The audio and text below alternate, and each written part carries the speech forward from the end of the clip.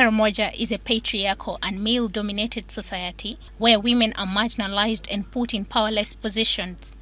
These cultural norms and inequalities are the major hindrances in decision-making and property ownership in Karamoja sub-region. Leaders assert that most women empowerment programs are implemented without women's active participation. See among our rural women is the issue of passive participation.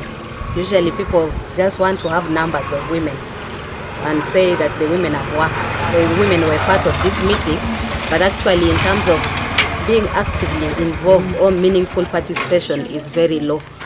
And when I talk of passive participation, it means women just come and sit. They are just seated and listening, but we're not getting ideas from them on issues that are affecting them and how we should handle.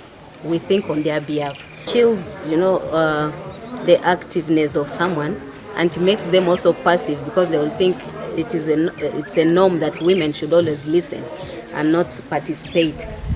It is from this backdrop that Forum for Women in Democracy, in partnership with the Nakere Rural Women Activist and Hope for Karamoja Children Foundation, with funding from the Royal Danish Embassy in Uganda, are implementing the Women's Amplified Voices for Accountability WAVA project in the districts of Napak, Karenga, Kotido, Amudat, and Nakapiripirit. Amplified Voice for Accountability, a project commonly called WAVA, the WAVA project.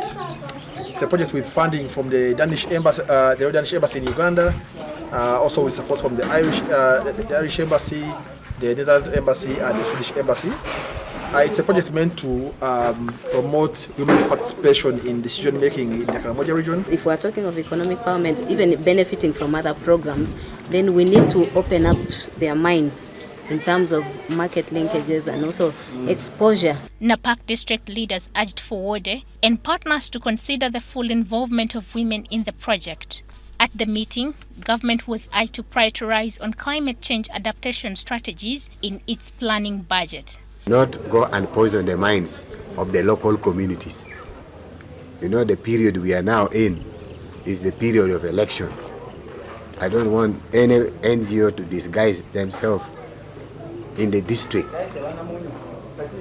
to go under the cover of service delivery to the community, yet they are going to promote opposition